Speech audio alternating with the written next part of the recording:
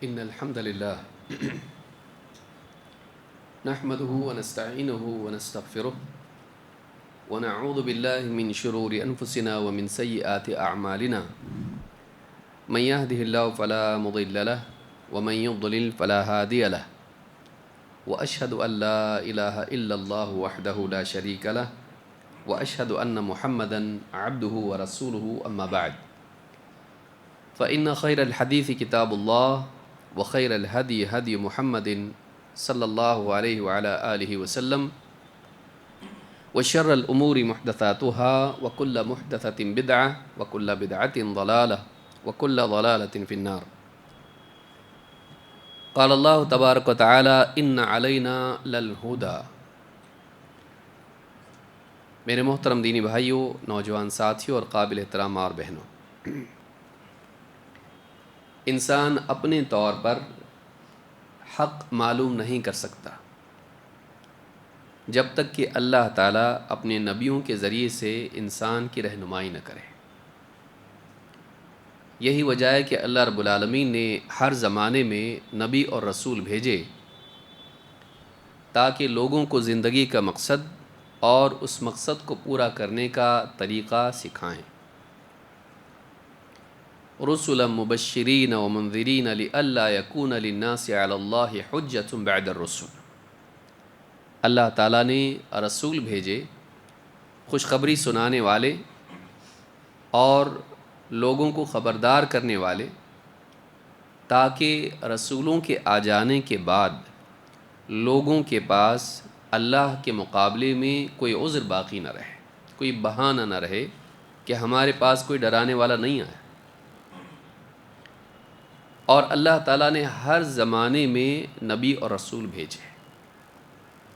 وَلَقَدْ بَعَثْنَا فِي كُلِّ أُمَّةٍ رَسُولًا أَنِ اعْبُدُوا اللَّهَ وَاجْتَنِبُوا الطَّاغُوتَ۔ ہم نے ہر امت میں رسول بھیجا اس پیغام کے ساتھ کہ اللہ کی عبادت کرو اور طاغوت سے بچو، یعنی طاغوت کی عبادت سے بچو۔ وَإِن مِّنْ أُمَّةٍ إِلَّا خَلَا فِيهَا نَذِيرٌ۔ ہر امت میں ایک ڈرانے والا ضرور آیا۔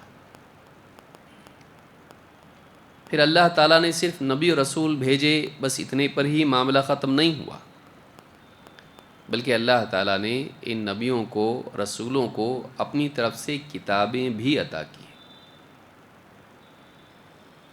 نبی ان کتابوں کو لوگوں کو سمجھاتے تھے، یہ اللہ کی کتابیں تھیں، اور ان کتابوں میں زندگی کے احکام تھے، عقائد، عبادات، حقوق و معاملات، اخلاق و آداب، انسان کی زندگی کی جو مقصد سے جڑی ہوئی ضرورتیں ہیں وہ ساری باتیں اس میں بیان کی جاتی تھیں۔ انبیاء اور رسول اس لیے نہیں آتے ہیں کہ لوگوں کو دنیا کے بارے میں سکھائیں، کھانا کیسے بنایا جائے، کھیتی کیسے کی جائے، گھر کی تعمیر کیسے کی جائے، سواریاں کیسے استعمال کی جائیں۔ انبیاء اس لیے نہیں آتے ہیں۔ انبیاء اس لیے آتے ہیں کہ انسان کو اللہ کی طرف جو سفر ہے اور جنت کی طرف جو دوڑ ہے، اس کے بارے میں بتائیں کہ انسان کا مقصد کیا ہے، زندگی کا مقصد آخرت سے جڑا ہوا، اور اس مقصد کو پورا کیسے کیا جائے۔ تو ساری چیزیں جو انسان کی ٹیکنالوجی سے جڑی ہوئی ضرورتیں ہیں، کھانا پینا، لباس، سواریاں، گھر اور اس طرح کی جتنی چیزیں، انبیاء یہ نہیں بتاتے ہیں۔ انبیاء اس لیے آتے ہیں کہ انسان ان چیزوں میں حلال و حرام کی تمیز کیسے کرے، لوگوں کے حقوق کیسے ادا کرے، اور سارے حقوق میں سب سے بڑا حق جو اللہ کا حق ہے وہ حق کیسے ادا کریں، اور وہ حق توحید ہے کہ اللہ کی عبادت کی جائے، اللہ کے ساتھ کسی کو شریک نہ کیا جائے۔ انبیاء اس لیے آتے ہیں۔ تو اللہ تعالیٰ نے نبیوں کو بھیجا، رسولوں کو بھیجا اور ان کو کتابیں دی۔ قرآن آخری کتاب ہے، پہلی نہیں۔ قرآن آخری کتاب ہے، لیکن قرآن سے پہلے بھی اللہ تعالیٰ نے کتابیں عطا کیں، کچھ کے نام بتائے کچھ کے نہیں۔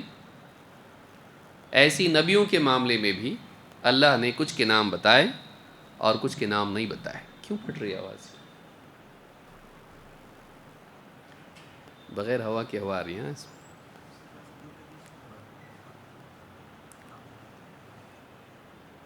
جتنے بھی نبی آئے، ان نبیوں کو اللہ تعالیٰ نے بہت سے نبیوں کو کتابیں دی، اور ان کتابوں میں زندگی سے متعلق احکام تھے۔ تورات، انجیل، زبور، اسی طرح سے صحف ابراہیم اور صحف موسیٰ، ابراہیم علیہ السلام کے صحیفے، موسیٰ علیہ السلام کے صحیفے۔ اللہ تعالیٰ نے مختلف ادوار میں نبیوں کو کتابیں عطا کی، اور یہ ساری کتابیں خیر اور حق پر مبنی تھیں۔ ان کی تعلیمات میں خیر تھی، ان میں کوئی غلط بات نہیں تھی، کیونکہ اللہ کی طرف سے کوئی بات غلط نہیں آتی ہے۔ لیکن بعد کے دور میں لوگوں نے اس میں اپنی طرف سے تبدیلیاں کر دی ہیں۔ کبھی تشریح کے نام پر متن میں اپنی طرف سے ایکسپلینیشن ڈال دیا، اور کبھی خواہشات کی بنیاد پر اپنے آپ کو بدلنے کی بجائے اللہ کی کتاب کو بدل دیا۔ فَوَيْلٌ لِّلَّذِينَ يَكْتُبُونَ الْكِتَابَ بِأَيْدِيهِمْ ثُمَّ يَقُولُونَ هَذَا مِنْ عِنْدِ اللَّهِ لِيَشْتَرُوا بِهِ ثَمَنًا قَلِيلًا۔ تباہی و بربادی ہے ان لوگوں کے لیے جو اپنے ہی ہاتھوں کتابیں گھڑ کر انہیں اللہ کی طرف منسوب کر دیتے ہیں۔ اپنی ہاتھ سے کتاب لکھ دیتے ہیں اور پھر کہتے ہیں کہ اللہ کی طرف سے ہے۔ کیوں کرتے ہیں ایسا؟ لِيَشْتَرُوا بِهِ ثَمَنًا قَلِيلًا، تاکہ اپنی اس حرکت کے ذریعے سے وہ دنیا کی کچھ پونجی حاصل کر لیں، دنیا کی مال و متاع حاصل کر لیں، کبھی عزت، کبھی مال، کبھی شہرت، کبھی عہدہ اور منصب۔ یہ دنیا کی چیزیں ہیں۔ اللہ کی کتاب میں تبدیلی کر کے اپنی جگہ کو بچائیں، اپنے فائدے کو بڑھائیں، اپنی گدی پر باقی رہیں۔ یہود نے ایسا کیا، نصارہ نے تشریح کے نام پر ایسا کیا۔ آج اسی لیے آپ دیکھیں کہ بائبل کی اتنی ساری کاپیز ہیں کہ آپس میں میچ نہیں ہوتی، اور مختلف فرقوں کی الگ الگ ہیں۔ ترجمہ تو بہت دور کی بات ہے، لیکن اس میں مختلف حصے ایسے ہیں کہ ایک عیسائیت کا ایک گروہ، ایک فرقہ اس کو مانتا ہے، دوسرا نہیں مانتا ہے۔ کیوں؟ اس لیے کہ لوگوں نے اپنی طرف سے اس میں اضافے کر دیا، نہ صرف کتاب میں اضافے کیے، مستقل کتاب کے حصے اپنی طرف سے بڑھا دیے۔ قرآن کے بارے میں ایسا نہیں ہوا۔ قرآن اللہ تعالیٰ نے قیامت کے لیے محفوظ رکھا ہے، لیکن پچھلی کتابوں کی ذمہ داری قوموں کو دی گئی تھی، انہوں نے وہ ذمہ داری نبھائی نہیں۔ یہی وجہ ہے کہ اللہ رب العالمین نے آخری کتاب نازل کی اور اس کتاب کا ذمہ خود لیا۔ اِنَّا نَحْنُ نَزَّلْنَا الذِّكْرَ وَإِنَّا لَهُ لَحَافِظُونَ۔ اس ذکر کو، نصیحت کی کتاب قرآن کو ہم نے نازل کیا ہے، اور ہم ہی اس کے محافظ ہیں۔ اللہ تعالیٰ نے قیامت تک کے لیے قرآن کی حفاظت کی ذمہ داری لی۔ تو یہ قرآن آخری کتاب ہے، پہلی نہیں۔ قرآن ہم کو بتاتا ہے کہ اللہ تعالیٰ نے ہر زمانے میں انسان کی رہنمائی کے لیے وحی نازل کی، اور نبی بھیجے، اور ان کو کتابیں دی۔ قرآن اسی تعلیم کا اور انسان کی ہدایت کا، اس سلسلے کا ایک حصہ ہے۔ لیکن اب یہ ہے کہ پچھلی جتنی کتابیں ہیں یہ منسوخ ہیں۔ آخری کتاب قیامت تک کے لیے عمل کے لیے رہنما ہے۔ اب اس پر ہم کو عمل کرنا پڑے گا۔ اس سے ہٹ کے ہم پچھلی کتابوں پر عمل کریں، آج جائز نہیں ہے، الا یہ کہ وہ تعلیمات قرآن کی روشنی میں آج ہمارے، کیونکہ ہم کو معلوم نہیں تحریف ہونے کے بعد کون سی چیز صحیح ہے اس میں، کون سی نہیں۔ کون سی اللہ کی طرف سے کون سی انسان کی ہے، آج ہم فرق نہیں کر سکتے ہیں۔ صرف ایک ہی بنیاد ہمارے پاس ہے، وہ یہ کہ کسی بات کی قرآن تصدیق کرتا ہو، سنت اس کی تصدیق کرتی ہو، تب جا کر اس کو ہم مانیں گے کہ ہاں یہ اللہ کی طرف سے، کیوں؟ اللہ نے بتایا، نبی نے بتایا ہم کو۔ لیکن ہم یہ کہیں کہ یہ بھی تو اللہ کی طرف سے ہے اور اس پر ہم عمل کرنے کی کوشش کریں، نہیں۔ ہاں، قرآن ہی میں پچھلی کتابوں کی باتیں، پچھلے نبی کے واقعات ہوں، آدمی اس سے سبق لے سکتا ہے، کیوں؟ اس لیے کہ اللہ تعالیٰ نے پورا قرآن ہماری ہدایت کے لیے نازل کیا ہے، لہٰذا جو بھی اس میں بیان کیا ہے وہ ہمارے لیے ہے، وہ رہنمائی ہے۔ ذَلِكَ الْكِتَابُ لَا رَيْبَ فِيهِ هُدًى لِّلْمُتَّقِينَ، پورا کا پورا قرآن، پوری کی پوری کتاب متقین کے لیے ہدایت ہے، کوئی حصہ غیر ضروری نہیں ہے، الا یہ کہ پچھلے نبیوں کی شریعت کی کچھ باتیں اس میں بیان کی گئی ہوں اور ہماری شریعت میں اس میں تبدیلی آئی ہو۔ جیسے مریم نے کہا تھا کہ انی نذرت للرحمن صوما فلن اکلم اليوم انسیا، میں نے رحمان کے نام کی نذر کی ہے، روزے کی، تو میں آج کسی بھی انسان سے بات نہیں کروں گی۔ یہ جو خاموشی ہے، خاموشی کا روزہ ہمارے دین میں نہیں ہے، ہماری شریعت میں نہیں ہے کہ ایک آدمی صبح سے شام تک خاموش رہے کہ آج میرا روزہ ہے، آج میں کسی سے بات نہیں کروں گا، نہیں۔ خاموشی اپنی جگہ مفید چیز ہے، لیکن انسان کا اس طرح سے خاموش رہنا کہ آج میرا روزہ ہے، آج میری نذر ہے، میں بات نہیں کروں گا، تو اس طرح کی عبادت اسلام میں نہیں ہے۔ حدیث میں بتایا گیا ہے کہ من کان یؤمن باللہ والیوم الآخر فلیقل خیرا او لیصمت، تو آدمی خیر کی بات اگر اس کے پاس ہے تو خاموش نہ رہے، اور اگر شر بولنا ہے تو خاموش ہو جائے۔ مستقل خاموشی کوئی نیکی نہیں ہے۔ لہٰذا اللہ رب العالمین نے قرآن کریم میں فرمایا خلق الانسان علمہ البیان، تو کلام کو خوبیوں کے طور پر ذکر کیا گیا ہے۔ اللہ تعالیٰ نے انسان کو، خلق الانسان، انسان کو پیدا کیا، علمہ البیان، اسے بیان کی تعلیم دی، یعنی اسے سکھایا کہ کیسے وہ اپنے دل کی بات کو زبان سے، قلم سے بیان کر سکے۔ ابن قیم رحمۃ اللہ علیہ نے بہت عمدہ طریقے سے اس کو سمجھایا، اور انبیاء کو یہ صفت دی جاتی تھی۔ تو اسلام میں یہ نہیں ہے، ہماری شریعت میں نہیں کہ آدمی بس چپ ہی رہے کہ میں روزانہ صبح سے شام تک روزہ رکھتا ہوں اور بات ہی نہیں کرتا، تو بات نہیں کرنا کوئی نیکی نہیں ہے۔ ہاں، نہ بولنا برا بولنے سے اچھا، اور اچھا بولنا خاموش رہنے سے اچھا، یاد رکھیں گے اس کو، کہ ایک انسان خاموش رہے، اس سے بہتر ہے کہ وہ نفع والی بات بولیں، اور وہ خاموش رہے، یہ اس سے بہتر ہے کہ انسان غلط بات بولے۔ تو یہ اسلام کی تعلیم ہے۔ تو علی کل حال اللہ تعالیٰ نے ہر نبی کو لوگوں کی رہنمائی کے لیے بھیجا، اور انبیاء کو اللہ تعالیٰ نے کتابیں عطا کیں، ان کتابوں میں خیر اور حق تھا، اور ساری کتابیں اللہ کی طرف سے حق لے کر آئیں، ان میں انسان کے لیے رہنمائی تھی۔ انہی میں سے قرآن کریم بھی ہے، جسے اللہ تعالیٰ نے ساری انسانیت کے لیے بھیجا، اور قیامت تک کے لیے اب یہی کتاب رہے گی۔ قرآن کی خوبیوں میں سے خوبی یہ بھی ہے کہ قرآن میں اللہ رب العالمین نے ساری انسانیت سے چیلنج کیا ہے، ساری انسانیت کو چیلنج کیا ہے کہ جو آدمی اس کتاب کو نہیں مانتا ہے وہ اس کی طرح کوئی کتاب لے آئے۔ اور قرآن کریم میں یہ ایک بار نہیں، کئی بار کہا گیا، اور یہ تاریخی اعتبار سے آپ دیکھیں، پوری تاریخ میں یہ چیلنج باقی ہے، قیامت تک کے لیے ہے یہ، لیکن کوئی اس کو اب تک لا سکا نہیں۔ قرآن کریم ایک ایسی کتاب ہے کہ اس جیسی کتاب لانا انسان کے بس میں نہیں ہے۔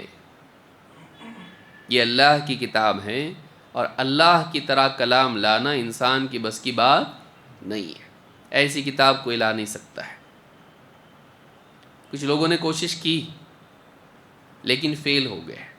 موجودہ دور میں بھی کوشش کی، عیسائیوں نے کوشش کی. انہوں نے الفرقان نام کی کتاب لکھی، یعنی انجیل جو ہے، انجیل کو انہوں نے، جو محرف انجیل ہے، نیو ٹیسٹمنٹ جس کو آپ بولتے ہیں، عہد نامہ جدید، انہوں نے اس کو قرآن کے انداز میں عربی میں کیا. ابھی بھی وہ ہے انٹرنیٹ پہ. اور قرآن ہی کا انداز اس میں، اس کو پلیجرائز کہیں کہ کیا کہیں، اس کو کاپی کرنا، کہ ایک چیز کو کاپی کرنے کی کوشش کرنا، اور اسی انداز میں اس کو انہوں نے بنانے کی کوشش کی. جو آدمی اس کو پڑھے گا، اگر وہ قرآن پڑھنے والا ہے اور قرآن سے اس کا کچھ شغف ہے، عربی اگر آتی ہے تب تو اور بھی اچھا، اس کو سمجھ میں آئے گا کہ قرآن قرآن ہے. وہ پڑھتے ہی آدمی کہے گا نہیں، ٹھیک نہیں لگ رہا ہے. لیکن قرآن جیسے آدمی سنے گا، اس کو محسوس ہوگا کہ قرآن کتنی زبردست کتاب ہے. وَبِضِدِّهَا تَتَبَيَّنُ الْأَشْيَاءُ، عربی زبان میں ایک شعر کا حصہ ہے کہ کوئی بھی چیز اس کی ضد سے پہچانی جاتی ہے. جب تک سامنے کمپیریزن کے لیے کوئی رکھا نہ جائے، معلوم نہیں پڑتا کہ یہ کتنا کمتر ہے اور کتنا اعلیٰ ہے. کوئی ٹکر پر ہی نہیں آ رہا ہے تو معلوم کیسے پڑے گا؟ جب انسان کو اس کے پاس اس کو دھوپ معلوم ہو تو چھاؤں کی قدر ہوتی ہے، پیاس اس کو لگے تو پانی کی قدر آتی ہے. تو واقعی انسان محروم ہوتا ہے تب نعمت کی قدر ہوتی ہے. تو اسی طرح سے اپوزٹس جو ہوتے ہیں، کہ انسان کا کلام اور رحمان کا کلام کوشش کر کے انہوں نے تیار کیا، ابھی وہ ہے. لیکن جو آدمی اس کو پڑھ کے دیکھے گا، اس کو سمجھ میں آ جائے گا کیا یہ کیا کر کے رکھ دیا. اچھا، اس میں بھی قرآن کا جو انداز ہے اس کو کاپی کیا گیا ہے. تم بنانا ہے تو اپنے حساب سے بناؤ نا.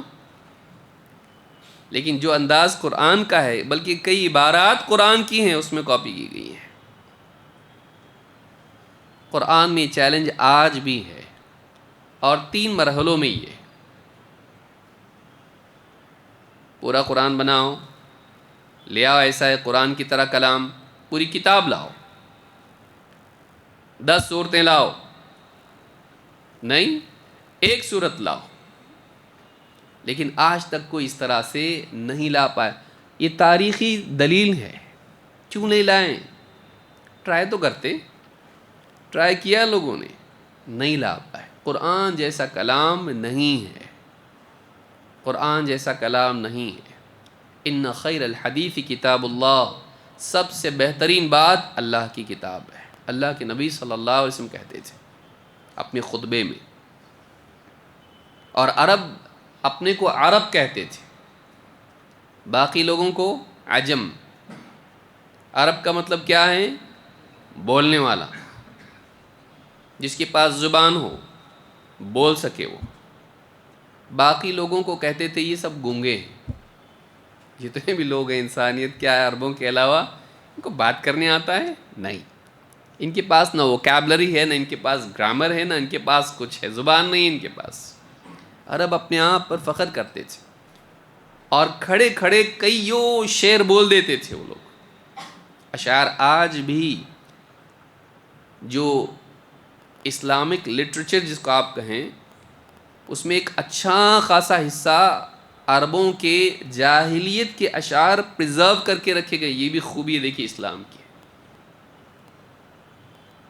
شعر کون سے ہیں؟ وہ اسلام والے ہیں، جاہلیت کے، اسلام سے پہلے کے اشعار ابھی بھی سنبھال کے رکھے گئے ہیں.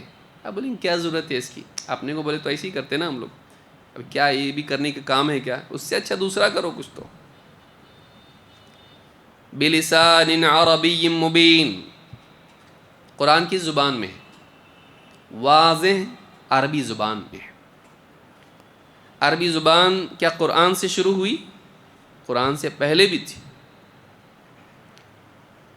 کیونکہ وہ زبان تھی تبھی تو قرآن کے بارے میں کہا گیا نا کہ یہ واضح عربی زبان میں ہے، تو اس سے پہلے لوگ قرآن کے نزول سے پہلے عربی بولتے تھے۔ تو قرآن کو سمجھنے کے لیے عربی زبان بنیاد ہے، اگر عربی ہی نہیں ہوگی تو کیسے سمجھے گا؟ لیکن عربی میں کس چیز کو کیا کہتے ہیں، کیسے بیان کیا جاتا ہے، کیسی بندش ہوتی ہے، الفاظ کو کیسے استعمال کیا جاتا ہے، اگر پاسٹ کا لٹریچر نہیں ہوگا تو کیسے سمجھ میں آئے گا؟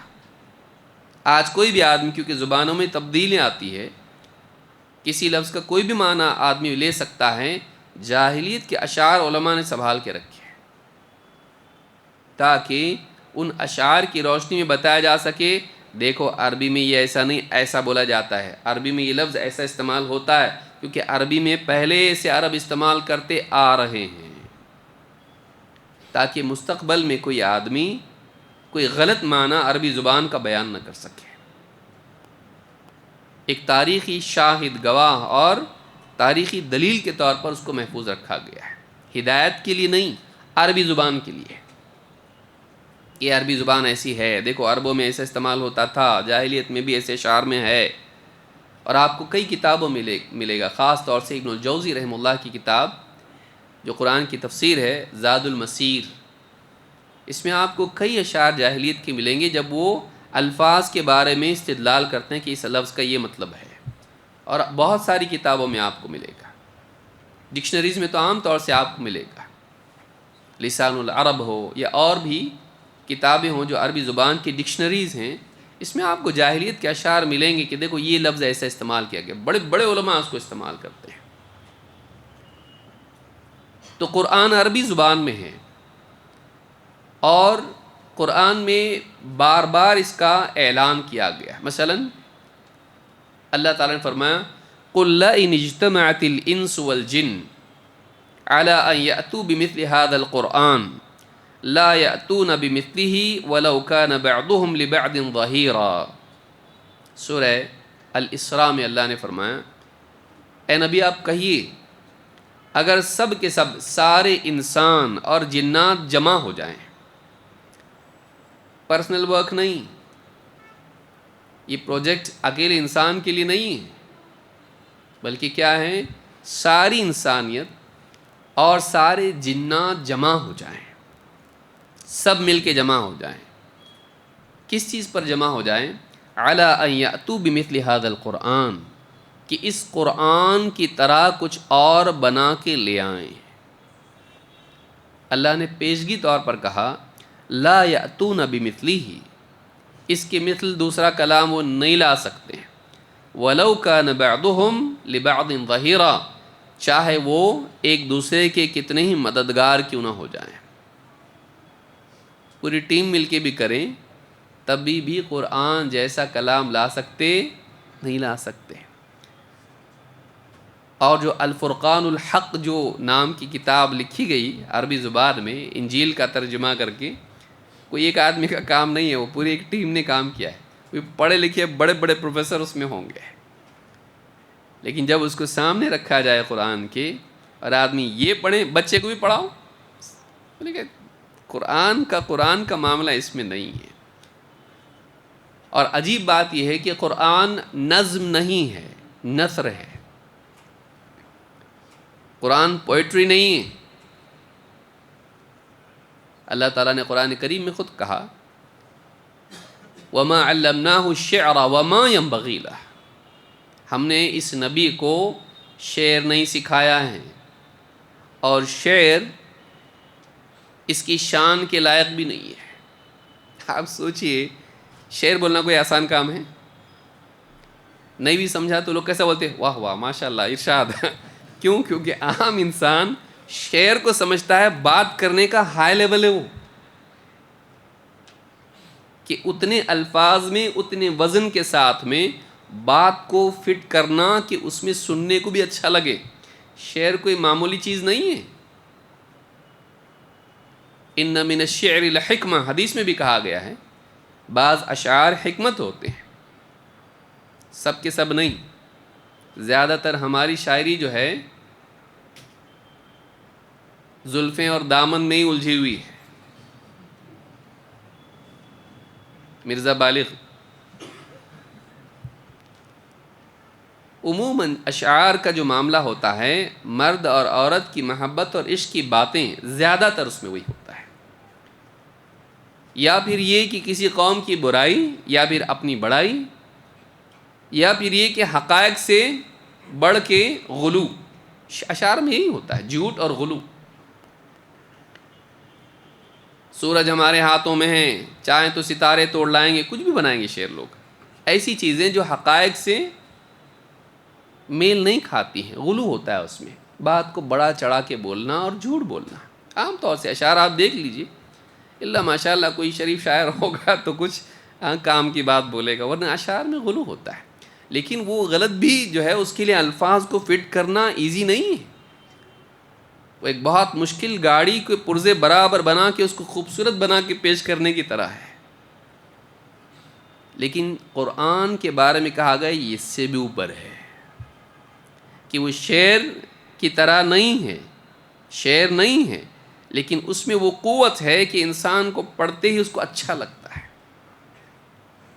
ایسا انداز ہے قرآن کا کہ وہ شعر نہیں ہونے کے باوجود بھی اس کو تغنی سے پڑھا جا سکتا ہے. سوچیے آپ، یہ جو کچھ بات میں ابھی بتا رہا ہوں، اگر اس کو گنگنا کے بولنا شروع کروں تو آپ مسکرائیں گے نہیں؟ گھر کے بڑے جتنے بھی آپس میں بات کر رہے ہیں، نصیحت کر رہے ہیں، کوئی بڑا آپ کو نصیحت کر رہا ہے اور گنگنا کی نصیحت کرے آپ کو، تو شرارت بہت کرتا ہے، تو صحیح رہے، کامیاب ہو جائے گا زندگی کے اندر، ایسا مت کر، سن، وقت پہ اٹھ اور وقت پہ کام کو جا اور بات سن بڑوں کی، اور گنگنا کے بولے تو بچے کیا کریں گے؟ مسکرائیں گے، دادا جان کو کیا ہوگا بھائی. لیکن آپ دیکھیے وہی قرآن ہے جو تراویح میں، نمازوں میں پڑھا جاتا ہے اور تغنی کے ساتھ پڑھا جاتا ہے، جبکہ وہ شعر نہیں ہے، وہ سینٹنسز ہے، آیات ہیں، وہ جملے ہیں وہ. لیکن پیچھے کھڑا ہوا امام کے پیچھے جو مقتدی ہوتا ہے، خود امام بھی ہے، وہ رونے لگ جاتے ہیں، دلوں پر ایک کپ کپی طاری ہو جاتی ہے. اور قرآن میں بتایا گیا ہے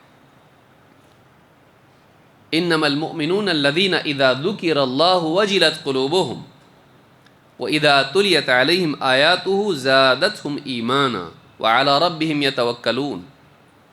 ایمان والے تو وہ ہیں کہ جب ان کے سامنے اللہ کا ذکر آتا ہے تو ان کے دلوں پر کپ کپی طاری ہو جاتی ہے، دل ڈر سے لبریز ہو جاتے ہیں، اور ان کے سامنے جب اللہ کی آیتیں پڑھی جاتی ہیں تو ایمان میں بڑھ جاتے ہیں. وعلی ربہم یتوکلون، اور وہ اپنے رب ہی پر بھروسہ رکھتے ہیں. قرآن کا دل پر اثر ہوتا ہے. قرآن پڑھ کے آدمی روتا ہے، قرآن پڑھ کے آدمی اپنے بارے میں سوچتا ہے. نثر کو تغنی کے ساتھ پڑھنا دوسرے کلام میں ممکن نہیں ہے، اور کوئی پڑھیں تو عجیب لگتا ہے.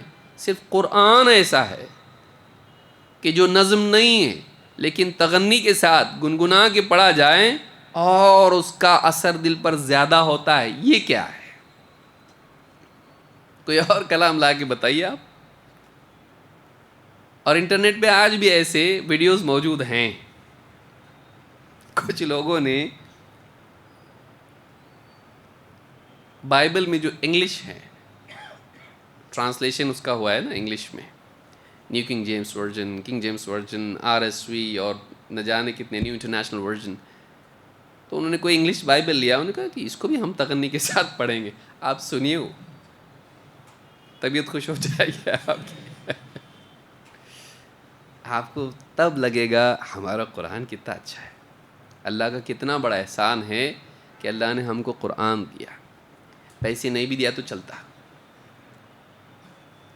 اللہ تعالیٰ نے قرآن کریم میں کیا فرمایا؟ قل بفضل اللہ وبرحمتہ فبذلک فلیفرحوا هو خیر مما یجمعون. اے نبی آپ کہیے، قل بفضل اللہ وبرحمتہ، اس قرآن کا نزول، اس دین کا دیا جانا اللہ کی رحمت اور اللہ کے فضل کا نتیجہ ہے. فبذلک فلیفرحوا، اللہ کی اس رحمت پر، اللہ کے اس فضل پر، اس قرآن کے دیے جانے پر اہل ایمان کو چاہیے کہ وہ خوش ہو جائیں۔ فَبِذَلِكَ فَلْيَفْرَحُوا هُوَ خَيْرٌ مِّمَّا يَجْمَعُونَ، یہ ان تمام خزانوں سے، دنیا کی چیزوں سے بہتر ہیں جن کے جمع کرنے میں لوگ لگے ہوئے ہیں۔ سینے میں قرآن کا جمع کرنا تجوری میں پیسوں کے جمع کرنے سے بہتر ہے۔ یہ ختم ہو جائے گا، یہ یہیں رہ جائے گا، یہ وہاں بھی آئے گا کام۔ اقرأ وارقا ورتل کما کنت ترتل فی الدنیا، پڑھ اور جنت کی سیڑھی چڑھ، تیرا درجہ، آخری درجہ وہی ہے جہاں تو رک جائے۔ ان منزلتک عند آخر آیت تقرأها، تیرا مقام وہی ہے، تیرا درجہ وہی ہے کہ پڑھتے پڑھتے تو رک جائے۔ اس قرآن کے نتیجے میں انسان کو درجہ ملے گا، کتنا یاد ہے، کتنا محفوظ رکھا، حق ادا بھی کیا اس کا۔ ایسی بڑی نعمت ہے قرآن۔ تو لوگوں نے کوششیں کی لیکن فیل ہو گئے، قرآن جیسا نہیں لا سکتے۔ آپ دیکھیے کسی بھی بڑے آڈیٹوریم میں مختلف مذاہب کے لوگ جمع ہوں، وہ اپنا اپنا کچھ نہ کچھ پڑھتے ہیں۔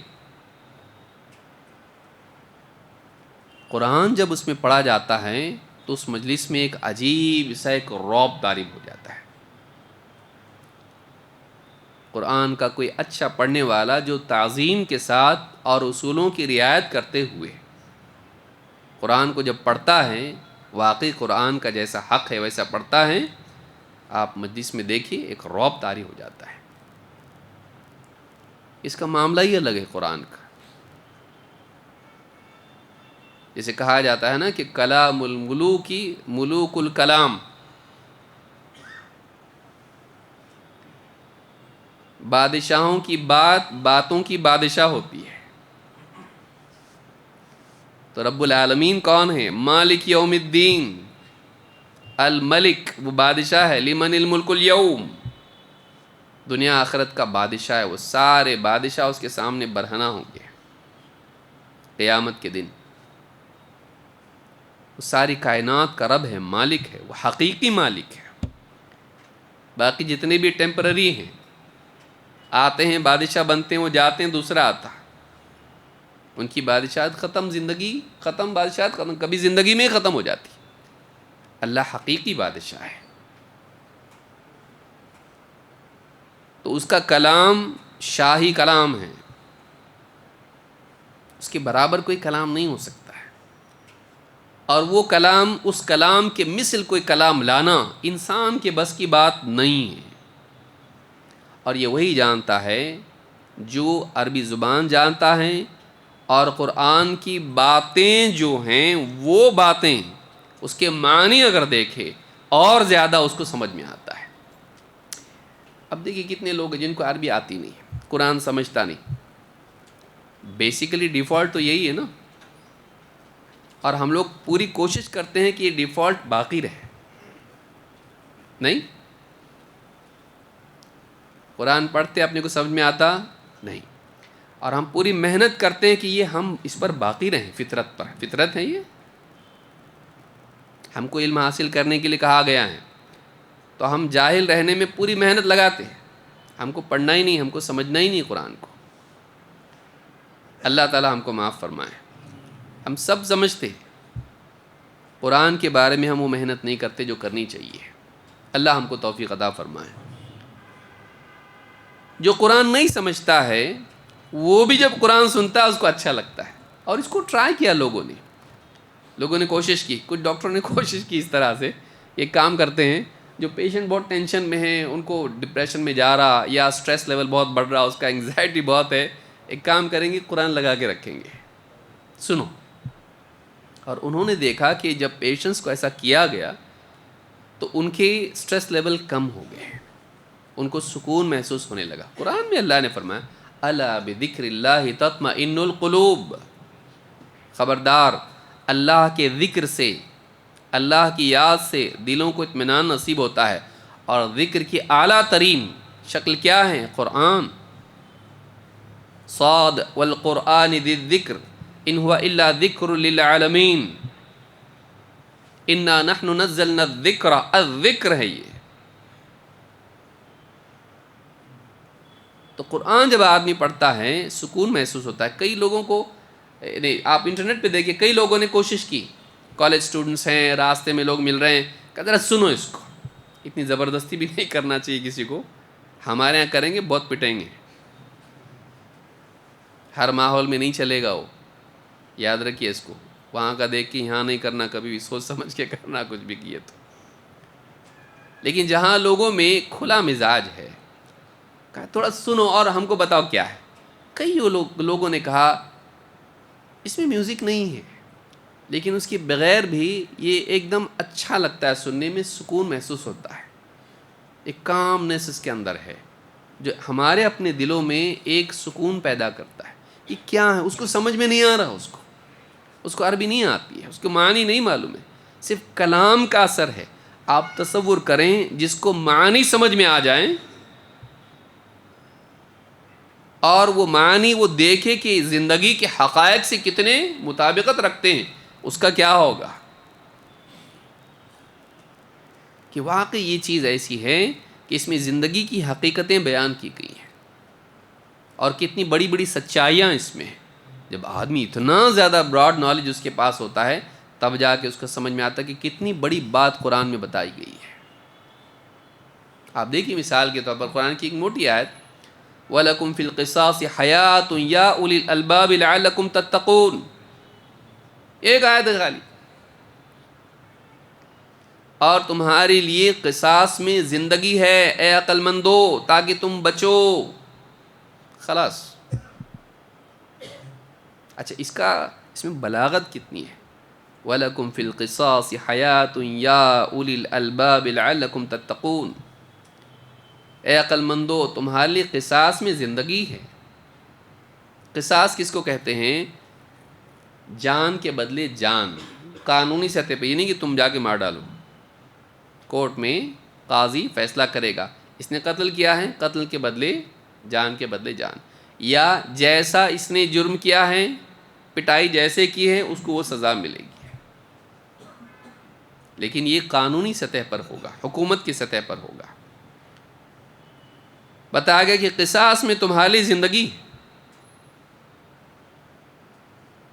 اب ایک زمانہ تھا لوگ کہتے تھے ایسا نہیں کرنا چاہیے کہ کسی نے قتل کیا اس کو بھی قتل کر دیں گے تو مرا ہوا آدمی تھوڑی واپس آئے گا. انسان ہے، اس سے غلطی ہوتی ہے، اس کو چھوڑ دینا چاہیے. سزا دو اس کو. ہاں، اس کو 300 لائن کا کچھ لکھنے لگاؤ آرٹیکل، یا اس کو تھوڑے دن کے لیے کہیں رکھو،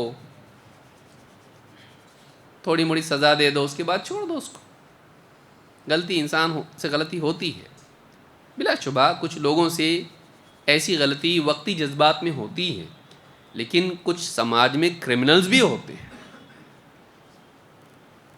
اگر آپ کسی کرمنل کو چھوڑ دو گے تو آپ ایک جان کو بچا رہے ہو، لیکن پورے سماج میں کمزوروں کی جانوں کو خطرے میں ڈال رہے ہو.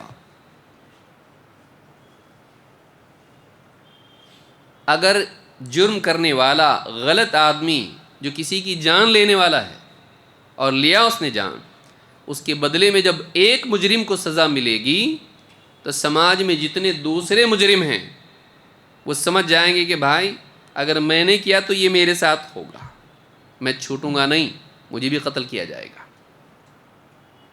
قانون مجھ کو بھی قتل کرے گا، سزا مجھ کو بھی ملے گی. سزا کا خوف جرم کو روکتا ہے. سزا کا ڈھیلا پن جرم کی طاقت اور اس کی قوت بڑھا دیتا ہے. اور آپ دنیا میں دیکھیے آج سزا کے معاملے میں کمزوری اور ڈھیلا پن عوام کو ڈرنے والا اور مجرم کو نڈر بنا دیتا ہے. تو اللہ نے کیا بتایا؟ تمہارے لیے قصاص میں زندگی ہے. ظاہری اعتبار سے قصاص میں تو قتل کیا جا رہا ہے مجرم کو، کہا نہیں، اس میں زندگی تمہارے لیے ہے، اس میں اس کو قتل کیا جا رہا ہے لیکن سماج کی زندگی محفوظ ہو جاتی ہے۔ آپ کس کو ڈیفینڈ کریں گے، مجرم کو یا کمزور سماج کے بے قصور لوگوں کو؟ قانون کس کو ڈیفینڈ کرنا چاہیے؟ سوچیے، قانون ہوتا کس لیے ہے؟ قاضی کو حکم کہتے کیوں ہیں، حاکم کہتے کیوں ہیں؟ حکمہ کا معنی لگام ہوتا ہے۔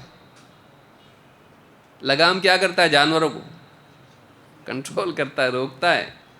حکمت کو حکمت بھی اسی لیے کہتے ہیں کیونکہ وہ جہالت سے روکتی ہے، بے وقوفی نہیں کرتا آدمی، سمجھدار۔ تو سماج میں اگر قصاص ہوگا، سزا ہوگی مجرم کو، تو وہ سماج کے کمزور لوگ محفوظ رہیں گے۔ اچھا، مجرم بھی جرم کرنے سے پہلے سوچے گا کہ نہیں؟ لعلکم تتقون، قرآن کا آگے حصہ دیکھیے کیا ہے۔ کسی نے تو کر ہی دیا جرم، میں نہیں سنتا کسی کی، مار ڈالوں گا میں، مارا اس نے، اس کو قتل کیے، بقیہ میں مجرم بھی تو ہوں گے نا، بی گریڈ کے بھی تو ہوں گے اس میں۔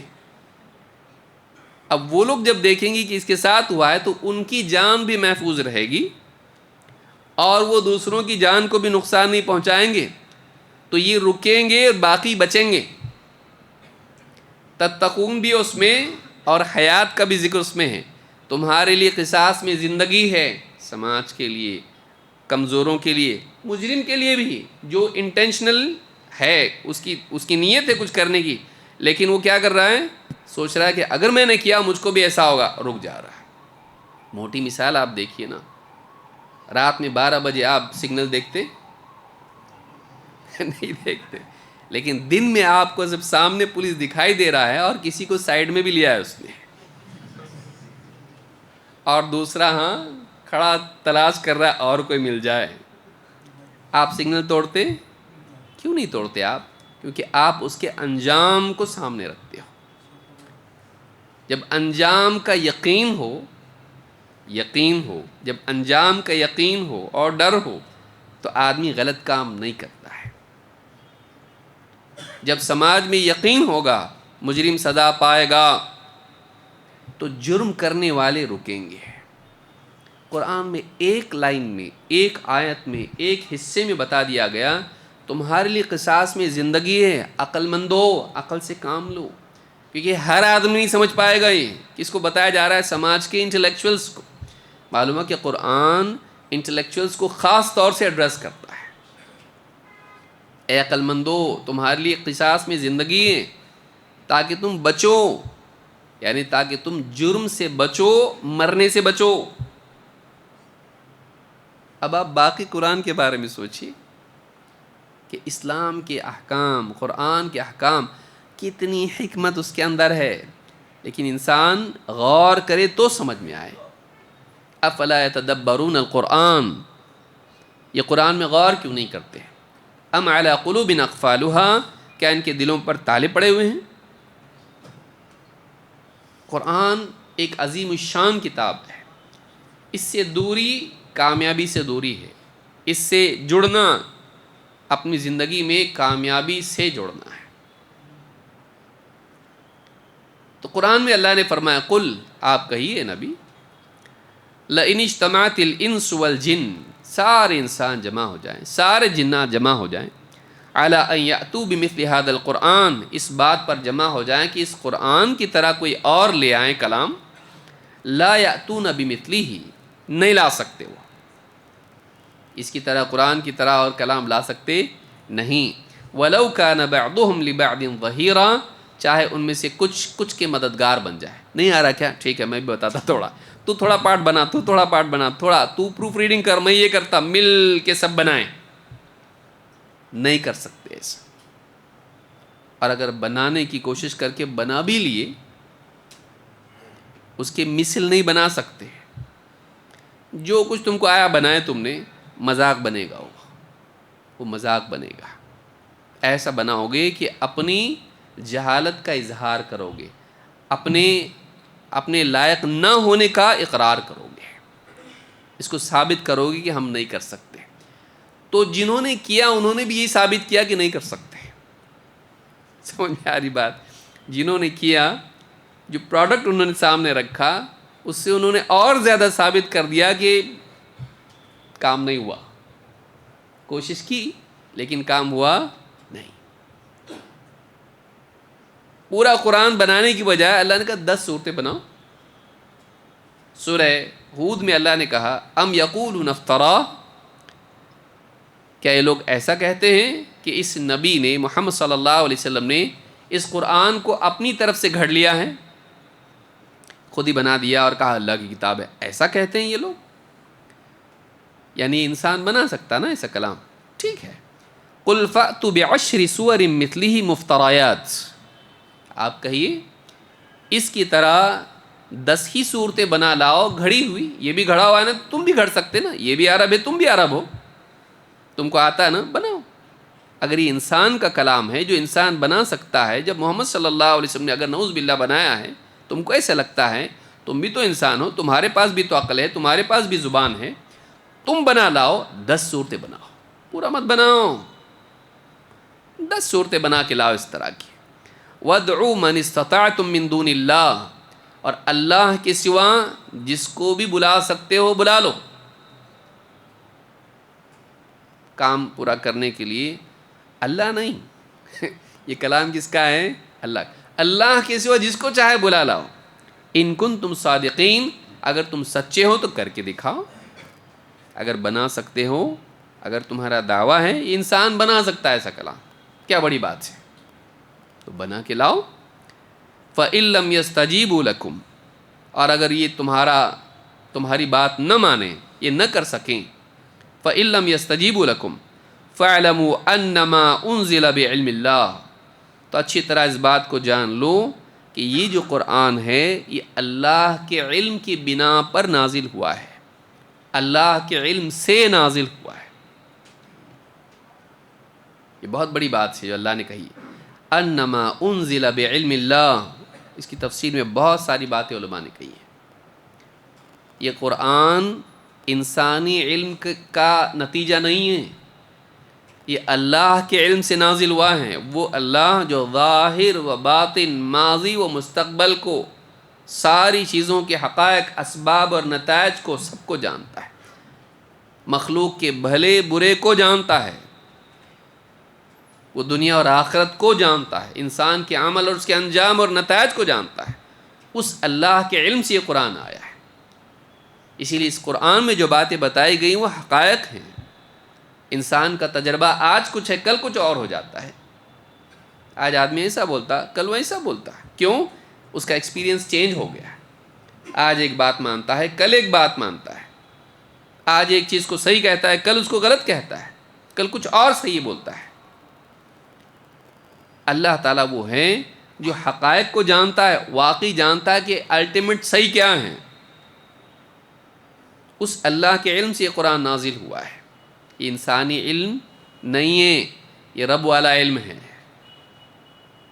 انسان کے علم میں غفلت، غلطی، استنباط کی غلطی، سمجھنے کی غلطی، تجربے کی کمی، جہالت، جھوٹ، دھوکہ سب آتا.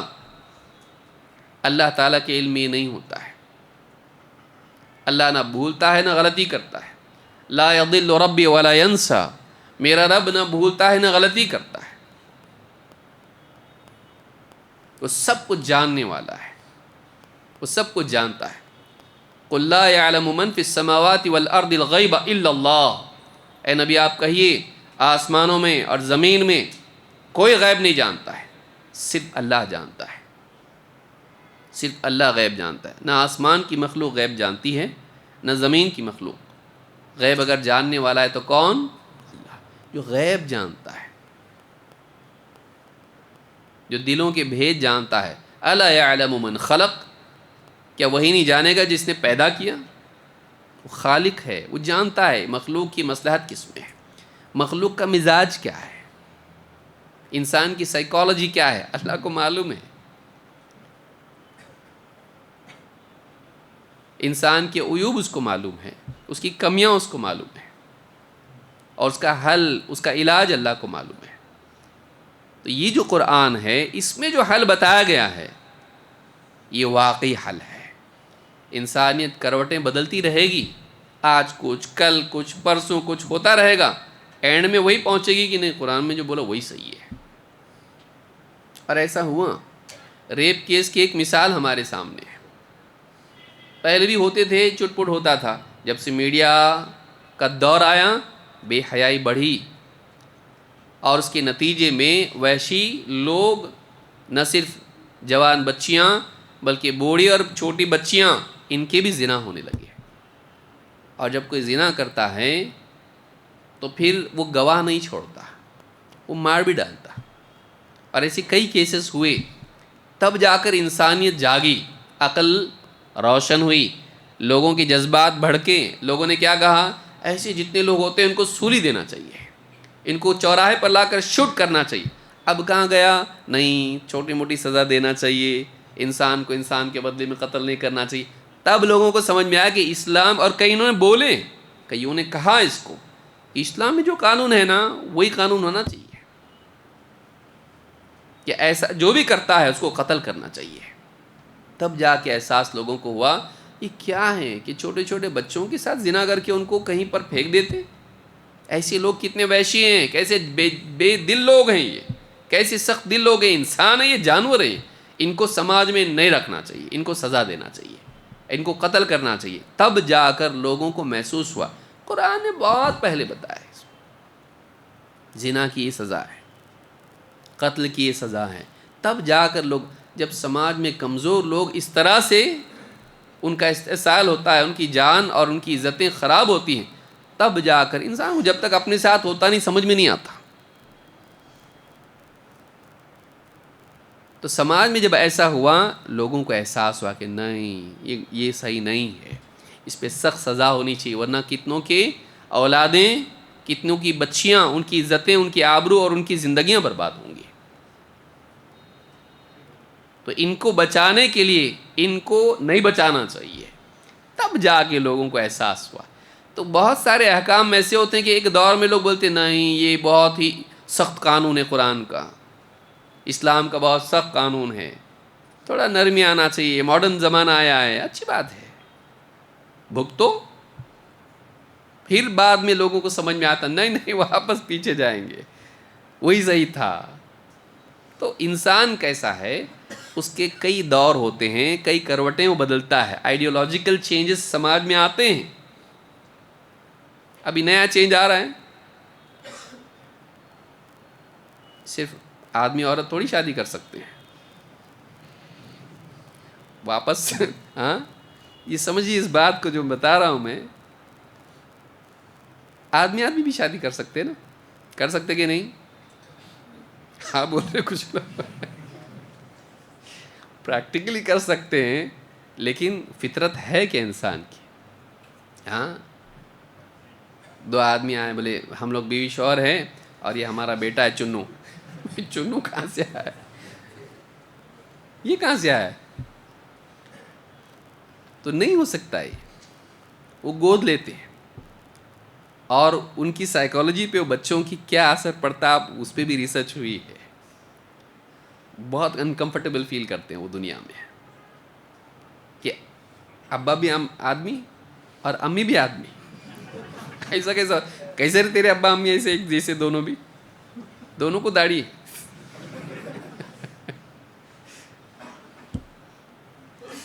اسلام میں یہ نہیں ہے، کوئی مانے نہیں مانے، اسلام میں نہیں ہے یہ۔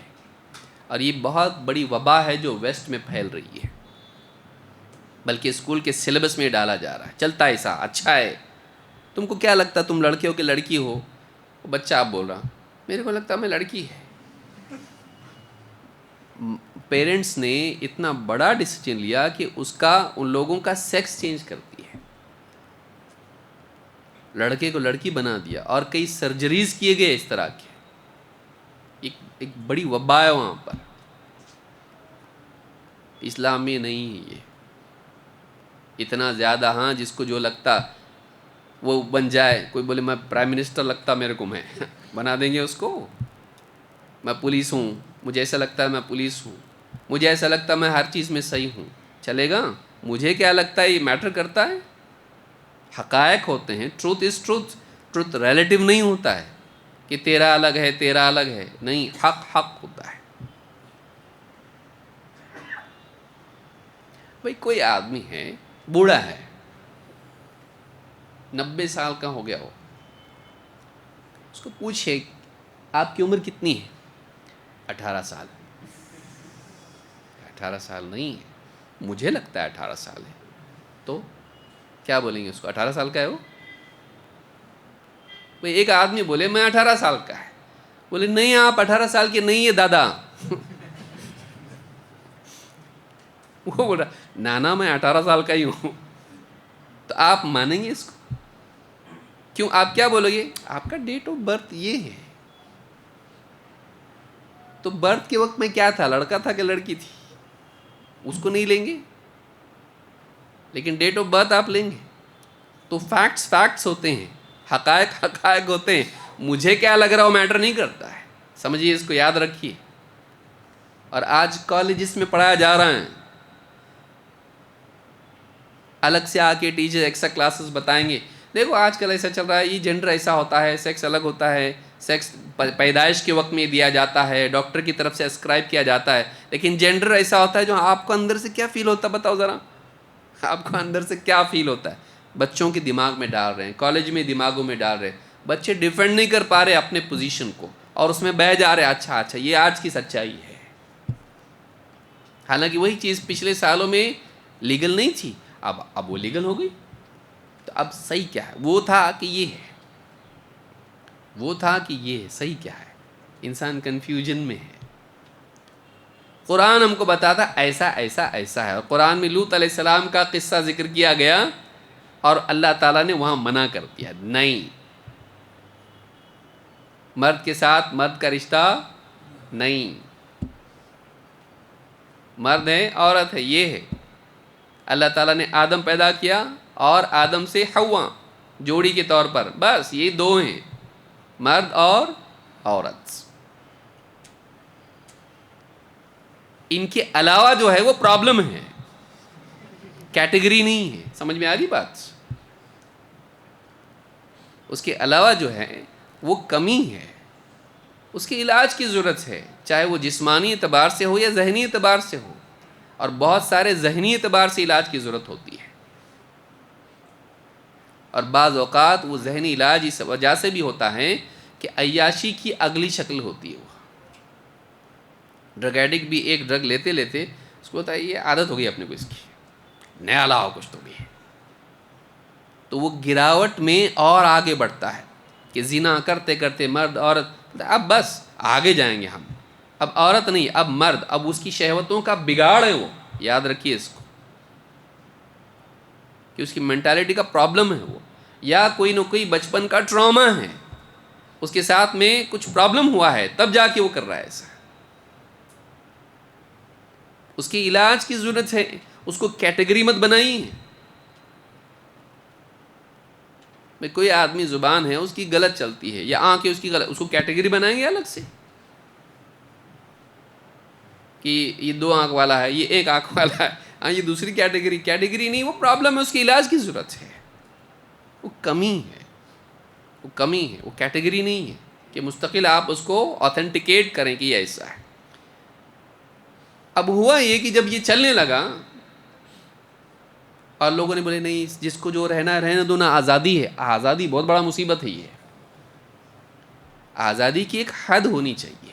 آزادی اچھی چیز ہے، ہر انسان کو اللہ نے آزاد پیدا کیا، لیکن آزادی کی بھی ایک حد ہے. میں بتانا ہی چاہ رہا ہوں کہ دیکھیے قرآن میں جو بتایا گیا ہے، بعد میں لوگ واپس آتے اس پہ، بیچ میں تھوڑا ادھر ادھر ٹہلتے باغیچے میں، اس کے بعد واپس گھر کو آتے ہیں.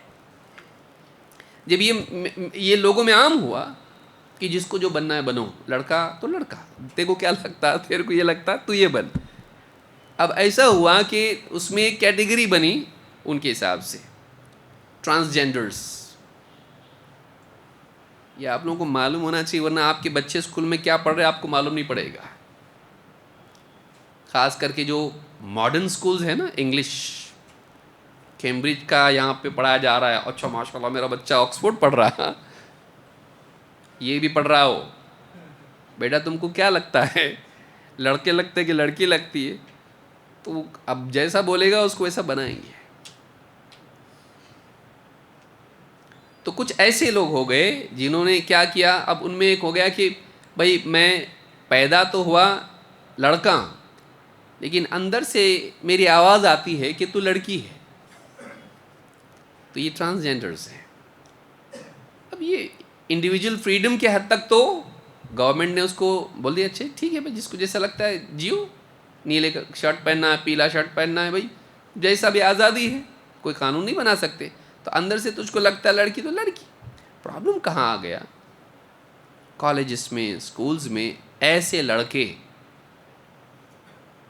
جو اندر سے اپنے کو لڑکی سمجھتے، باتھ روم استعمال کرنے کا جب وقت آیا، ٹوائلٹس استعمال کرنے کا وقت آ گیا، وہاں مسئلہ آ گیا کہ ایسے لڑکے لڑکیوں کے باتھ روم میں جانے لگے.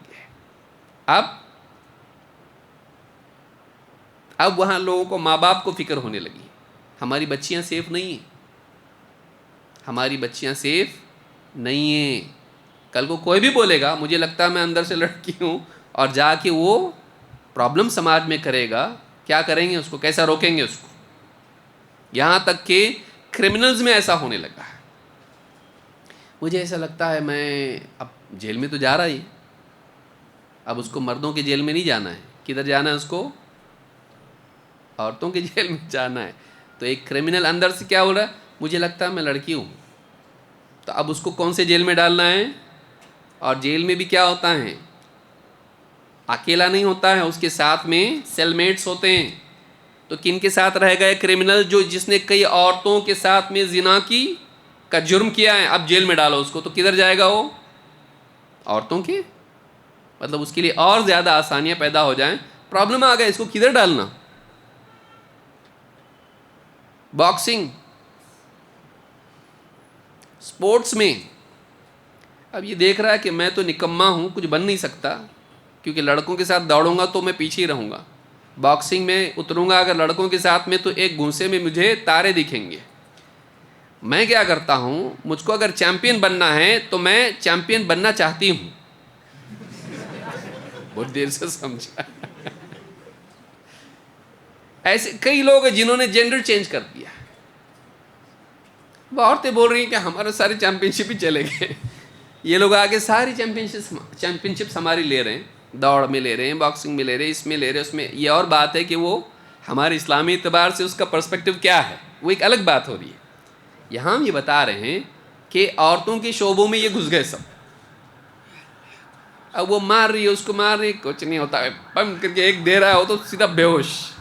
بتائیے، پرابلم ہو گیا. یہ ایک چیز کو آپ نے کہا ارے آزادی ہے، بیچارہ لڑکی لگتا اس کو اندر سے کیا جا رہا تمہارا، اس کا پرسنل میٹر ہے. پرسنل میٹر ہے وہ زندگی میں کہاں کہاں شعبوں میں آئے گا اور کتنی چیزوں کو افیکٹ کرے گا آپ نہیں سمجھ سکتے. پھر جا کے لوگوں میں یہ بات پیدا ہوئی، نہیں اس کے بعد مخالفت شروع ہو گئی، ایسا نہیں ہونا چاہیے. پھر قوانین بننا شروع ہوئے، نہیں ایسا نہیں ہوگا. لیکن جنہوں نے جیت لی چیمپئن شپ وہ تو گئے. بعد میں پھر ملکوں میں، امریکہ کی بات کر رہا ہوں میں، پھر وہاں پہ قانون پاس ہوئے، نہیں اب جو جدھر ہے ادھر ہی رہے گا، یا تو ادھر رہے گا یا تو ادھر رہے گا. نہیں. آپ سوچیے، قرآن اللہ کے علم سے نازل ہوا ہے، اللہ جانتا ہے کیا صحیح ہے کیا غلط ہے. انسان آج کچھ بولتا ہے، کل کچھ بولتا ہے. اللہ کا علم ماضی، حال، مستقبل سب کو شامل ہے. اس لیے اللہ کا فیصلہ انسان مانے، عقل مندی اس میں ہے. ویسا کلام نہیں لا سکتا. وہ چینج ہوا قرآن نہیں، قوانین چینج ہوتے ہیں، آج ایسا کل دوسرا پھر تیسرا. اس میں اپڈیٹس ہوتے رہتے ہیں، چینجز ہوتے رہتے ہیں. اس میں کبھی اپڈیٹ بھی ہوتا ہے، اپ گریڈ بھی ہوتا ہے، کبھی ڈاؤن گریڈ بھی ہو جاتا ہے. ایسے چینجز بھی آتے ہیں جو سماج کے لیے اچھے نہیں ہوتے ہیں، پھر واپس وہ اوپر جاتا ہے، نہیں غلطی ہو گئی ہم سے، اب نیا قانون واپس، یا پھر پچھلا قانون واپس. تو اللہ تعالیٰ نے فرمایا فَإِن لَّمْ يَسْتَجِيبُوا لَكُمْ فَاعْلَمُوا أَنَّمَا أُنزِلَ بِعِلْمِ اللَّهِ. اچھی طرح جان لو یہ جو قرآن ہے یہ اللہ کے علم سے نازل ہوا ہے وَأَلَّا إِلَٰهَ إِلَّا هُوَ فَهَلْ أَنْتُمْ مُسْلِمُونَ، اور اس بات کو بھی جان لو کہ اللہ کے سوا کوئی عبادت کے لائق نہیں ہے، حقیقی معبود اللہ ہے۔ فَهَلْ أَنْتُمْ مُسْلِمُونَ، تو کیا اب تم مسلم بنو گے؟ کیا تم اللہ تعالیٰ کے آگے اپنی عقل اور اپنی چاہتیں ڈال دو گے کہ جو اللہ چاہے اب میں وہ کروں گا؟ اسلام کی اسپرٹ کیا ہے؟ الاستسلام، اللہ کی طرف سے آئے ہوئے علم کی بنیاد پر اللہ کے آگے انسان کا ظاہراً و باطناً فرما بردار ہو جانا، انسان کا اللہ کے لیے فرما بردار ہو جانا، ظاہر میں بھی اور باطن میں بھی، اس علم کی بنیاد پر جو اللہ کی طرف سے آیا، منمانی بھی نہیں، اس میں بھی انسان کا حصہ ہے نہیں، اللہ نے جو بتایا اس کو مان لینا، اللہ کے علم کے آگے اپنی عقل اپنی چاہت ان کو چھوڑ کر اللہ کا فرما بردار بن جانا، عقیدے کی سطح پر بھی کیا مانے نہ مانے، عمل کی سطح پر بھی کیا کرے نہ کرے، کیا بولے نہ بولے، یہ اسلام ہے۔ فَهَلْ أَنْتُمْ مُسْلِمُونَ، تو یہاں کیا کہا گیا کہ 10 صورتیں بنا لاؤ، تو پورا قرآن نہیں 10 صورتیں بناؤ، آگے اور کہا ایک صورت بناؤ، 10 نہیں ایک صورت بنا لیا۔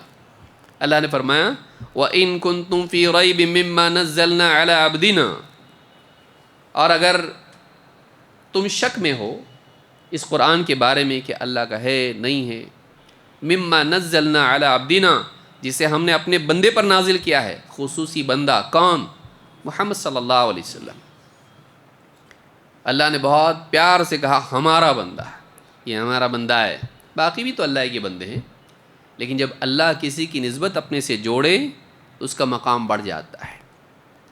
اور اگر ہمارے بندے پر جو کچھ ہم نے نازل کیا ہے اس کے بارے میں تم شک میں ہو، فَأْتُوا بِسُورَةٍ مِّن مِّثْلِهِ، اس کی طرح تم ایک ہی صورت بنا لے آؤ، ایک صورت لاؤ، وَادْعُوا شُهَدَاءَكُم مِّن دُونِ اللَّهِ إِن كُنتُمْ صَادِقِينَ، اور اگر تم اپنے دعوے میں سچے ہو کہ انسان کا کلام ہے، کوئی بھی بنا سکتا ہے، اللہ کی طرف سے نہیں آیا، اگر تم اپنے دعوے میں سچے ہو، ہم بھی بنا سکتے ہیں ایسا، تو اللہ کے سوا تم اپنے شہداء کو، مددگاروں کو بلا لے آؤ، بلاؤ ان کو، اگر تم واقعی سچے ہو۔ فَإِن لَّمْ تَفْعَلُوا وَلَن تَفْعَلُوا، اور اگر یہ نہ کر پائیں، فَإِن لَّمْ تَفْعَلُوا وَلَن تَفْعَلُوا، اور یہ نہیں کر پائیں گے، اللہ نے کنڈیشنل جملہ پہلے کہا اگر یہ نہ کر سکیں، اور پھر اس کے بعد میں یقینی طور پر کہا نہیں کر سکیں گے، یہ نہیں کر سکیں گے، نہیں لا سکیں گے قرآن ایسا۔ فَاتَّقُوا النَّارَ الَّتِي وَقُودُهَا النَّاسُ وَالْحِجَارَةُ، تو ڈرو اس آگ سے جس کا ایندھن انسان اور پتھر ہیں، جہنم کی اس آگ سے ڈرو جس کا ایندھن، جس کا فیول انسان اور پتھر ہیں، انسانوں کو بھی ڈالا جائے گا، گناہ گاروں کو، اور پتھروں کو بھی ڈالا جائے گا، پتھر بتوں کو ڈالا جائے گا، ان کو پوچھتے تھے نا دیکھو ان کی حالت کیا ہو رہی ہے، ان کو بھی جہنم میں ڈالا گیا۔ انکم وما تعبدون من دون اللہ حسب جہنم، تم اور جن کو تم پوچھتے ہو اللہ کے سوا، سب کے سب جہنم کا ایندھن ہے۔ فاتقوا النار التي وقودها الناس والحجارة اعدت للکافرین، اور یہ آگ انکار کرنے والوں کے لیے تیار کر کے رکھی گئی ہے، کافروں کے لیے تیار ہے۔ اس سورۃ البقرہ میں اللہ نے کہا، تو 3 انداز میں چیلنج کیا گیا، پورا قرآن لاؤ، اور اکیلے نہیں لانا، سب کو لو، جن اور ان سب کو لو، جتنے تمہارے مددگار ہوتے ہیں سب ٹیم ورک کرو، بناؤ، لاؤ، نہیں لا سکتے۔ 10 صورتیں لاؤ، نہیں لا سکتے۔ ایک صورت لے آؤ، نہیں لا سکتے۔ قل هو اللہ احد جیسی لے آؤ بھائی، آپ سوچئے، قل هو اللہ احد اتنی زبردست صورت ہے، کتنی آیتیں اس میں؟ 4 آیتیں، لیکن آپ دیکھیں اس میں اللہ رب العالمین نے اپنے بارے میں جس طرح سے بتایا ہے، اتنا جامع ہے، اس کی تفسیر کے لیے ہم کو کم سے کم 7-8 ہفتے لگیں گے زیادہ. علماء نے اتنا اچھے سے اس کو سمجھایا، اتنا مواد اس کے اندر ہے کہ احد کا استعمال یہاں کیوں کیا گیا. پورے قرآن میں کہیں نہیں ہے. اس بات میں احد نہیں آتا ہے، بہت کم آتا ہے عربی زبان میں. کیوں آیا ہے ایسا؟ وہ نفی کے جملے میں آتا ہے، لیکن اللہ نے یہاں احد کو استعمال کیا ہے. اور 2 آیتیں اثبات میں ہیں، 2 نفی میں ہیں، ایجابی سلبی. ہاں، اثبات اور سلب اللہ نے کس طرح سے بیان کیا اپنے بارے میں، اور جو باتیں بیان کی ہیں وہ کتنی مناسب ہیں. سورہ اقرا کی آپ دیکھیے 5 آیتیں کتنی مناسب ہیں. سورۃ الفاتحہ کو آپ دیکھیے کتنی مناسب ہے. کون سی سورت آپ دیکھیے، انا اعطیناک الکوثر آپ دیکھیے، والعصر کو آپ دیکھیے. کہاں سے لائے گا انسان سے؟ اتنے کم الفاظ میں انسان کے لیے اتنی بڑی زندگی کی حقائق، زندگی کا مقصد بیان کیا جا رہا ہو، اللہ کے بارے میں بتایا جا رہا ہو اتنے کم الفاظ میں، اتنی چھوٹی صورت میں. قل یا ایھا الکافرون آپ دیکھو، قل اعوذ برب الفلق آپ دیکھو، قل اعوذ برب الناس آپ دیکھو. اگر واقعی آدمی ان کی تفسیر پڑھے گا تب سمجھ میں آئے گا میری زندگی برباد ہو گئی، میں نے اتنے سال کھپا دیے دنیا میں، سمجھ نہیں پایا، وہاں تو زیرو کا زیرو ہوں، دین بھی نہیں معلوم پڑا مجھ کو. کون چیمپئن ہے دنیا میں بتائیے؟ ساری صلاحیتیں، سارا وقت اس میں لگا کے جدھر کی جمن ہی ہے نا. ہم لوگ کہاں پہنچے؟ ہم لوگ پہنچے جدھر ہے ادھر ہی ہیں ہم لوگ، بلکہ الٹا ہم لوگ کیا کر رہے ہیں؟ دلدل میں جا رہے ہیں ہم لوگ. دنیا میں بھی تو ہم پاس نہیں ہو سکے، لیکن ہم نے اوقات کو اپنے قرآن کے ساتھ، سنت کے ساتھ نہیں جوڑا، تو یہاں بھی ہم فیل ہو رہے ہیں. اللہ ہم سب کی حفاظت فرمائے، ہم کو سمجھ دے، قرآن سے اپنے آپ کو جوڑیں. ٹھیک ہے بھئی، آپ پورا قرآن نہیں سمجھ کے پڑھنا چاہتے، آپ کے پاس اتنا ٹائم نہیں اور صلاحیت بھی نہیں اور دماغ بھی چلتا نہیں، اور پڑھنے لگے تو نیند آتی. بڑا طبقہ ایسا ہے، پڑھنے لگا نا مجھے نیند ہی آتی. کیا چھوٹی صورتیں تو سمجھ، سورہ فاتحہ، قل هو اللہ احد، قل یا ایھا الکافرون، انا اعطیناک الکوثر، والعصر، جو تو نماز میں پڑھتا ہے. سورۃ الماعون آپ دیکھیے، ارأیت الذی یکذب بالدین، کہ آخرت کا انکار کرنے والے کی لائف میں کیا گراوٹ آتی ہے. چھوٹی صورت ہے، اللہ نے اس میں بتایا ایسا آدمی کمزور کے ساتھ ظلم کرتا ہے، ایسا آدمی بھلائی کے کام خود تو کرتا نہیں، دوسروں کو بھی ترغیب نہیں دیتا ہے، ایسا آدمی کچھ کیا تو دکھاوے کے لیے کرتا ہے، ایسا آدمی چھوٹی چھوٹی چیزوں میں بھی کسی کو سپورٹ نہیں کرتا. میں مائی لائف، میری زندگی، میرا فائدہ اسی میں پڑا رہتا ہے، خود غرض بن جاتا. آپ نے دیکھی چھوٹی صورت میں اللہ تعالیٰ نے بتایا. عبادات تو چھوڑو، حقوق بھی لوگوں کی ادا نہیں کرتا ہو، کچھ بھی نہیں کرتا ہو. تو ایک انسان جب آخرت کا انکار کرتا ہے اس کی زندگی میں کیا گراوٹ آتی ہے، چھوٹی سی صورت میں اللہ نے بتا دیا. باقی قرآن بڑی صورتیں تو آپ بھول جائیے، اس میں کتنا مواد ہے، کتنی بڑی سچائیاں زندگی کی ہے. کہاں جا رہے ہیں ہم لوگ اور کیا کر رہے ہیں ہم لوگ؟ کیوں نہیں؟ ٹائم نہیں ہمارے پاس اللہ کی کتاب کے لیے نہیں، اور دن بھر موبائل میں بیٹھے ہوئے، ہاں اس کا میسج آیا، جمن کا، ہاں پتو کا، سب دیکھ رہے ہیں. نوٹیفیکیشن دیکھ کے اس کے اوپر تو اپنے کو بے چینی ہو جاتی، کچھ ہارٹ اٹیک آ جائے گا نہیں چیک کر کے. ویسے ہی سو سکتے ہیں ہم لوگ. آپ میں سے کون آدمی ہے دیکھ رہا نوٹیفیکیشن آیا واٹس ایپ کا اور سو جاؤ؟ کرتے؟ دیکھیں گے کیا ہے. 1400 سال سے آیا ہوا میسج، 60 سال عمر ہو چکی ہے، اللہ کا میسج آیا ہوا ہے. ھذا بلاغ للناس ولینذروا بہ، یہ لوگوں کے لیے پیغام ہے اللہ کی طرف سے. ابلغکم رسالات ربی، میرے رب کا پیغام ہے یہ. لیکن کتنے لوگ ہم میں سے ہیں جو قرآن کا یہ پیغام آیا ہے لیکن ہم جاننے کی کوشش نہیں کرتے کہ کیا ہے. اللہ ہم کو سمجھ عطا فرمائے، اپنے اوقات کو صحیح استعمال کرنے والا بنائیں. فضول میسیجز پڑھنا چھوڑ دیجئے، رب العالمین کا شاہی میسج پڑھیے. شاہی میسج ہے یہ، آسمانی میسج، زمینی خرافاتی میسج چھوڑ دیجئے. اور وہ بھی گھوم گھوم کے وہی آتے ہیں، ایک نے بھیجا وہ دوسرا فارورڈ کرتا، وہی میسج واپس. اور اس میں کتنا جھوٹ، کتنا غلط، کتنا فضول، کتنا فحش، کتنا غیر ضروری، کتنا آپ کا دماغ خراب کرنے والا میسج. یہ میسج دماغ صحیح کرے گا آپ کا، اس کا اہتمام ہو. تو یہ تین جگہ پر اللہ تعالیٰ نے قرآن کریم میں بتایا ایسا کلام لانا، اس کی طرح کلام لانا انسان کے بس میں نہیں ہے. کیوں بتایا اللہ نے یہ؟ کیوں بتایا اللہ نے؟ کیوں چیلنج کیا اللہ نے؟ یہ بتانے کے لیے یہ بہت زبردست کلام ہے، یہ بہت زبردست کتاب ہے، یہ لوگوں کے ذہن میں آئے، لوگ تسلیم کریں، یہ بہت بڑی کتاب ہے. اور یہ کتاب آج ہماری مساجد میں، ہمارے گھروں میں، اور کتنا حصہ ہمارے دلوں میں ہے. اپنے آپ کو اس سے جوڑیں، اپنے بچوں کو اس سے جوڑیں. ابھی ہم لوگوں کا لیول یہاں ہے کہ ابھی اپنے کو صحیح پڑھنے بھی نہیں آتا. سمجھنا تو مولوی صاحب کا کام ہے، لیکن پڑھنا بھی ابھی نہیں آتا. کتنے لوگ ہم میں سے ایسے ہیں کہ وہ اس کو بولیں گے ذرا قرآن پڑھ کے سنا، پڑھنے نہیں آتا. کتنے لوگ ہیں جو نیچے لائبریری میں جا کے رومن میں قرآن ہے کیا، فرینچ میں چلے گا کیا؟ رومن میں قرآن پڑھے گا تو کہ تجھ کو عربی میں نہیں، تجھ کو عربی والا رومن میں دیا جائے، انا اعطینا جیسا ہاں انگلش میں ٹائپ کیا ہوا ہو، ایسے چاہیے تجھ کو. کیوں؟ وہ پڑھنے کیسا آیا؟ بچپن سے پیدائشی طور پر تو سیکھ کے آیا کیا؟ وہ رومن آتا تیرے کو؟ ہاں آتا نا. عربی نہیں آتا؟ نہیں آتا. تو رومن پیدائشی طور پر آیا کہ تجھ کو؟ نہیں، وہ اسکول میں جاتے تھے نا تو سیکھے ہم نے. اچھا وہ سیکھنے سے آیا کیا؟ اچھا قرآن نہیں آتا نا سیکھنے سے؟ قرآن کیوں نہیں سیکھتا تو؟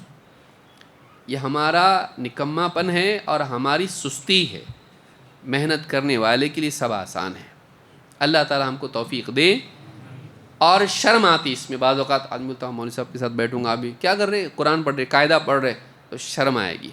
جاہل بننا زیادہ شرم کی چیز ہے، علم سیکھنا شرف کی چیز ہے. حدیث میں کیا ہے؟ خیرکم من تعلم القرآن وعلمہ.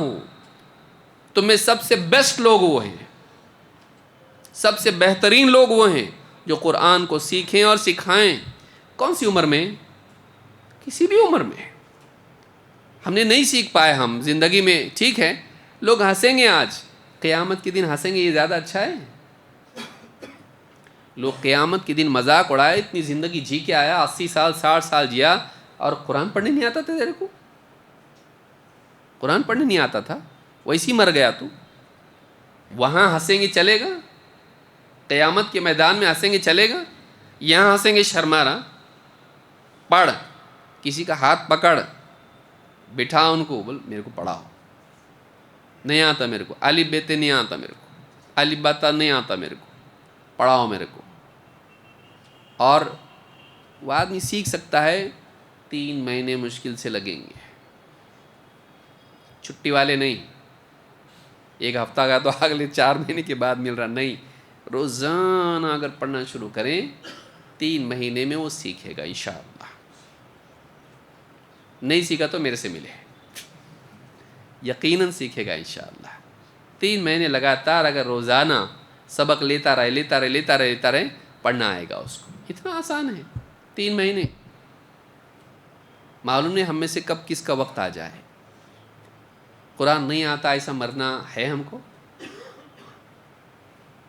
سوچئے، پڑھیے اس کو. اور جن کو آتا وہ پڑھیے، اور جو پڑھتے ہیں وہ سمجھیے، اور جن کو سمجھتا وہ ایمان و عمل کا ثبوت دیجیے، اپنی زندگی میں اس کو لائیے. اور جو خود عمل کر رہے ہیں اس کی دعوت دیجیے. لیول کام ختم نہیں ہوا. میرے کو تو آتا بھائی، ہاں ادھر کو نہیں آتا کہ ایسا نہیں. اس کے مراتب ہیں، قرآن کے مراتب ہیں. تو ہم قرآن میں آگے بڑھتے رہیں. یہ اصل العلوم ہے، سارے علوم کی جڑ ہے. یہ ایسی کوئی کتاب نہیں ہے، نہ ہوگی. اس کی عظمت کو وہی جانتا ہے جو اس سے جڑا ہوا ہے. اللہ تعالی ہم سب کو سمجھتا فرمائیں، اور قرآن کریم کے پڑھنے، سننے، سیکھنے، سمجھنے، اس کے مطابق جینے، اور اس کی دوسروں کو دعوت دینے کی توفیق عطا فرمائیں. اقول ھذا واستغفر اللہ لی ولکم.